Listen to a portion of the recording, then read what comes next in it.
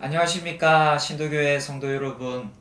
오늘은 모세오경의 첫 번째 책인 창세기에 이어 출애굽기에 대한 말씀을 드리겠습니다. 출애굽기 산책이라는 제목으로 출애굽기에 대한 대강의 말씀을 드리고자 합니다. 아무쪼록 드라마 바이블 읽기 하는 데에 도움과 유익이 되시기를 바랍니다.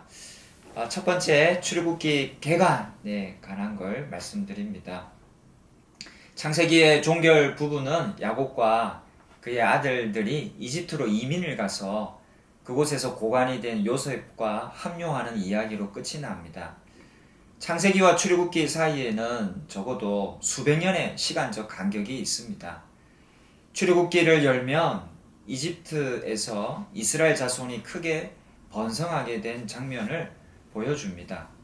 이것은 일찍이 아브라함에게 주셨던 후손에 대한 약속이 계속해서 실현되어 감을 말해주는 겁니다.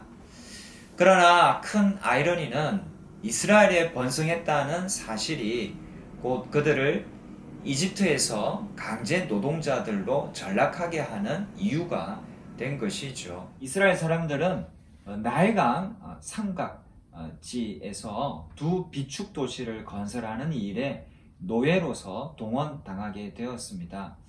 고통 가운데서 이스라엘 사람들은 그들의 하나님께 호소하였습니다.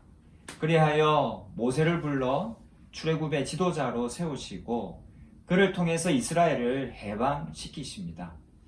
내 백성을 해방시키라. 그들이 하나님을 섬길 것이니라.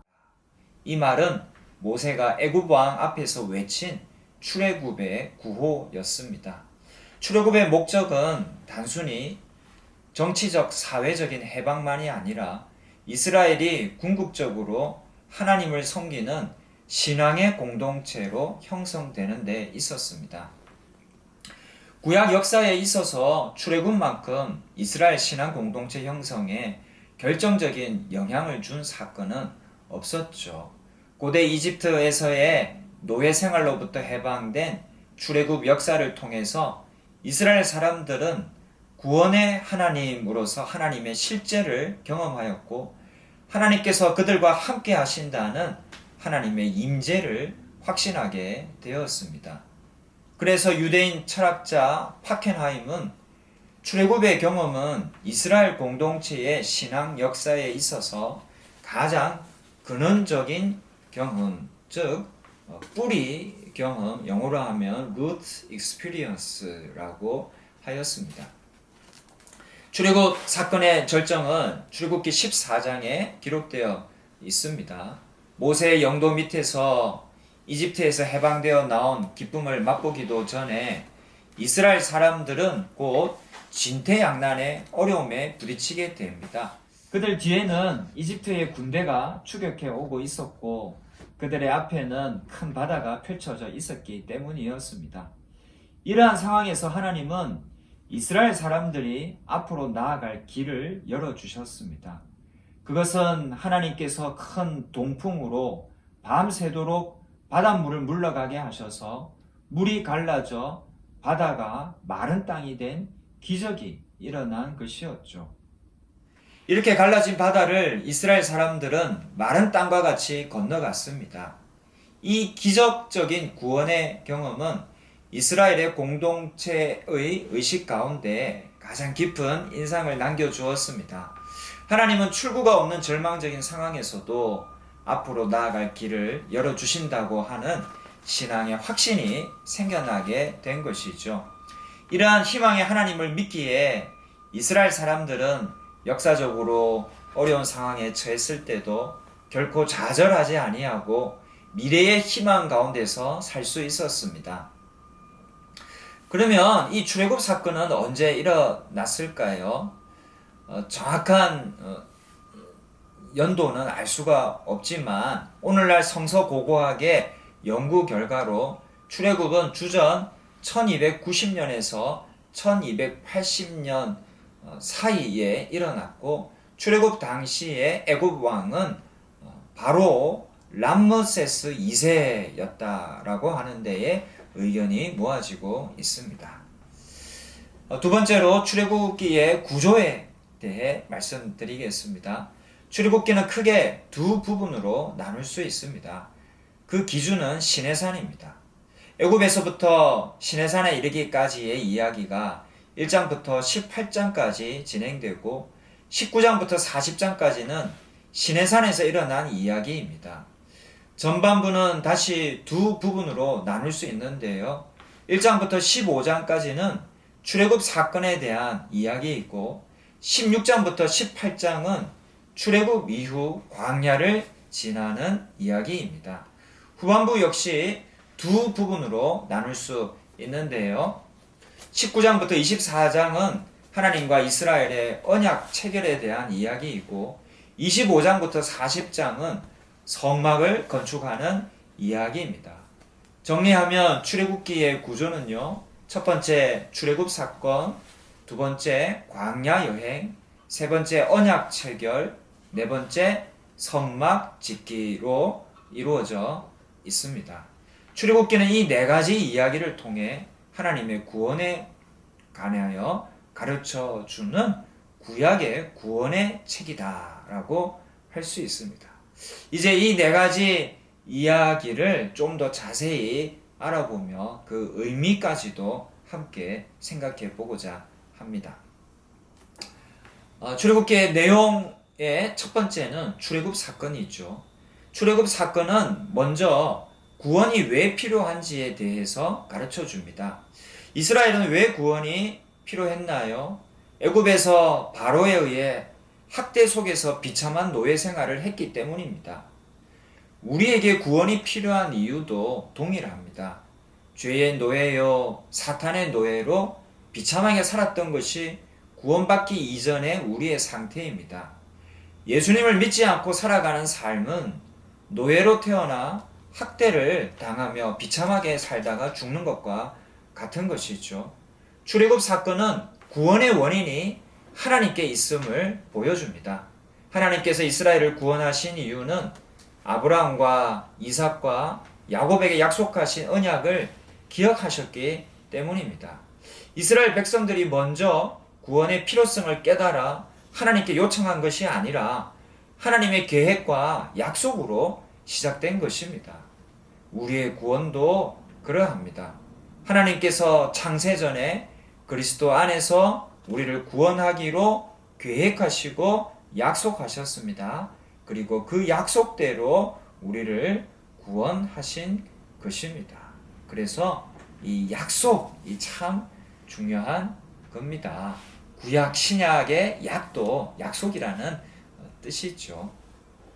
우리는 이 약속을 꼭 기억해야 되겠습니다. 출애굽 사건은 구원의 방식도 가르쳐 줍니다. 하나님은 모세를 통해 이스라엘을 구원하십니다. 즉 하나님과 이스라엘 사이에 중보자를 세워서 그 중보자를 통하여 이스라엘을 부르시고 구원하신 것이죠. 중보자 모세는 더 위대한 구원의 중보자이신 예수 그리스도를 예표합니다.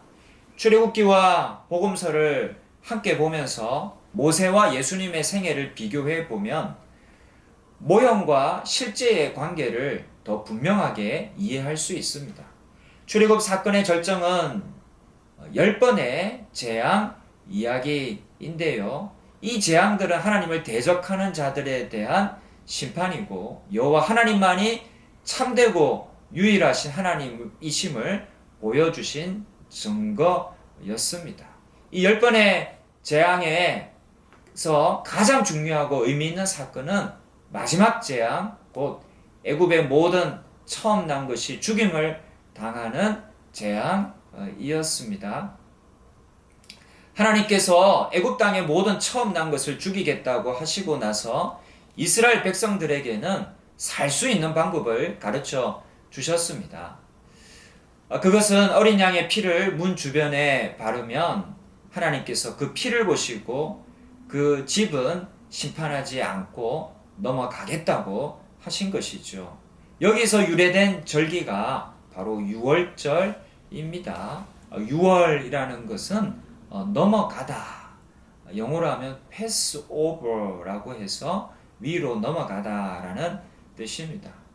이 유월절은 어린 양의 대속적 죽음으로 구원받았음을 기념하는 절기이고 그리스도의 십자가에서 완성된 것입니다. 그러므로 예수님을 믿는다라는 것은 곧 그리스도의 피를 바르는 것입니다.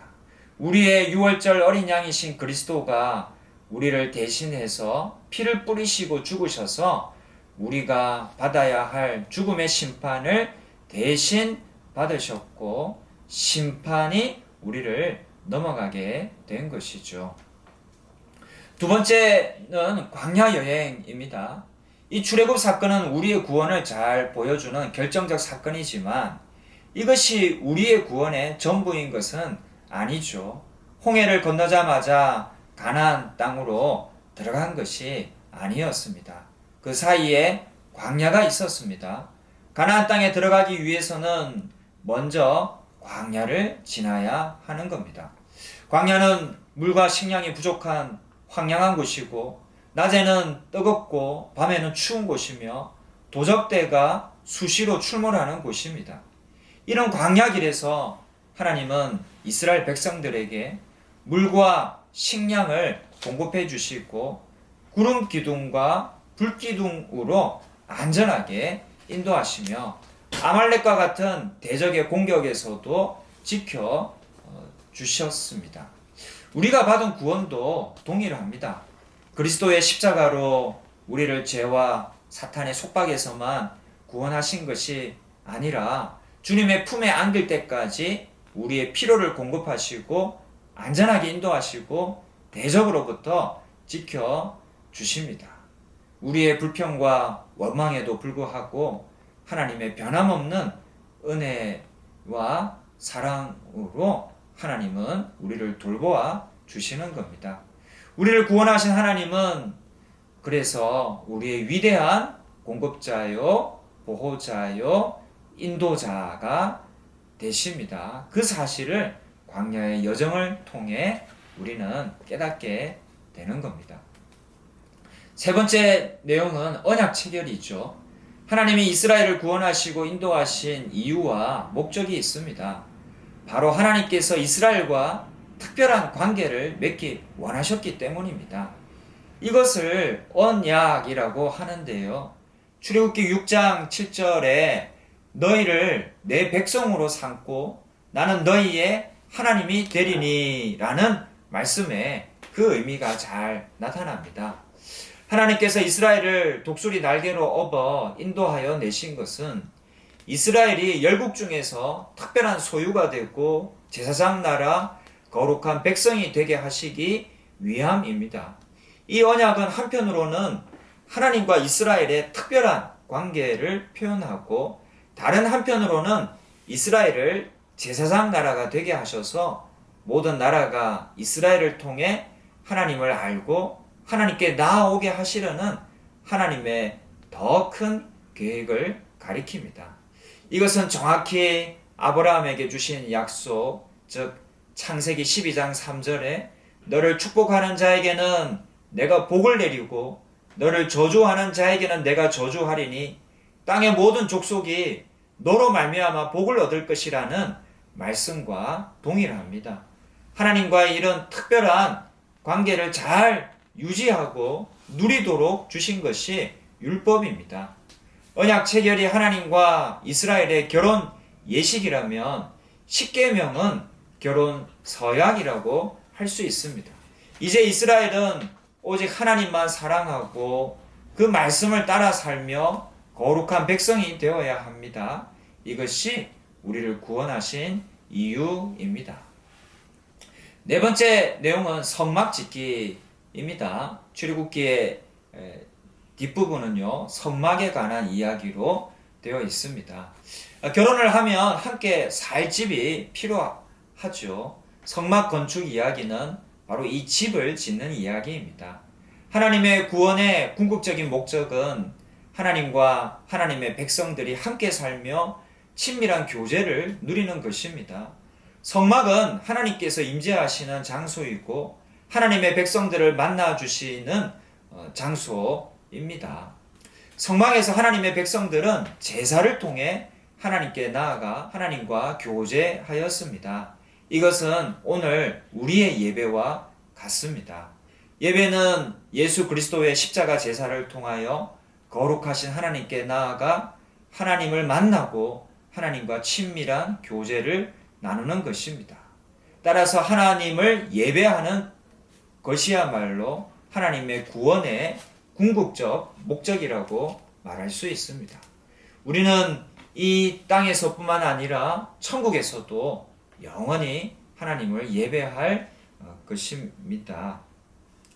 그래서 출애굽기 마지막 내용은 성막에 관한 것으로 채워져 있는 것이죠. 이상으로 출애굽기 산책을 마쳤습니다. 앞에서 말씀드린 내용도 참고하시면서 출애굽기 드라마 바이블 읽기도 재미나게 또 은혜롭게 잘 진행될 수 있기를 기도합니다. 경청해 주셔서 감사합니다.